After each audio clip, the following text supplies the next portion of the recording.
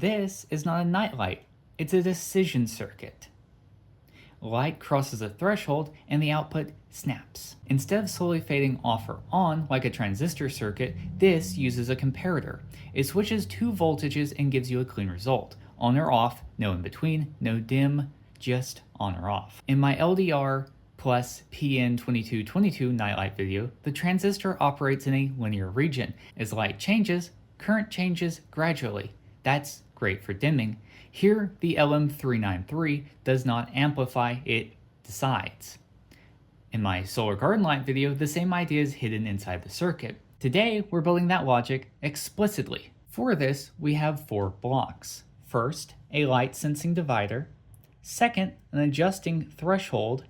Third, the comparator itself. And finally, output stages using the LM393's open collector output. Alright, for this project, all you're going to need is a breadboard, some wires and jumpers, an LM393 IC chip, a 0.1 microfarad capacitor, an LED, a 10K potentiometer, a photoresistor, 2 10K resistors, a 400 ohm resistor, and a 400K ohm resistor. Alright, let's get started. First, let's clear the board.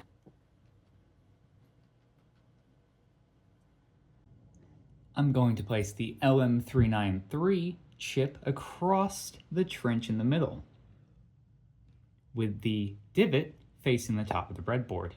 Pin number 8 will go to the +5 rail. Pin number 4 goes to ground, and I'll be adding this 0.1 microfarad capacitor right next to the chip directly between pins 8 and 4. This keeps the comparator stable. Next, I'll take our photoresistor and go from the +5 rail into the 18th pin location. In the same row, I'll take a 10K ohm resistor and come out and go into the ground rail. This junction, 18, is now our sensor voltage. Next, we'll jumper out of row 18 to pin number 3. This is the non-inverting input. As light increases, this voltage rises. Next is threshold control. I'll be placing the potentiometer so its 3 legs land around the 25 pin. In 26, the pin will go to power. Pin 30 will go to ground, placed back on our potentiometer. And the middle pin is our wiper. This will be connected to pin number 2 on the LM393. This is the inverting input. This knob sets where decisions happen. The LM393 is an open collector, which means it can only pull low. So I'll be adding this 10K ohm pull-up resistor from the 5 volts pin to pin number 1. Next, we'll take our LED so the cathode ends up in pin number 1 and the anode ends up in the empty space next to it. Then we'll take a 470 ohm resistor and come out of the anode into the +5 rail. When the comparator activates, it pulls the output low and the LED will turn on. Right at the threshold, the circuit can flicker, so I'll be adding a 470K ohm resistor. This will go between pins number 1 and 3. This adds hysteresis, meaning once it switches, it stays switched until the light changes enough. Now, because I've used both sides of the breadboard, I will be connecting the power rail and ground rails together. Now, we can connect a +5 voltage power supply.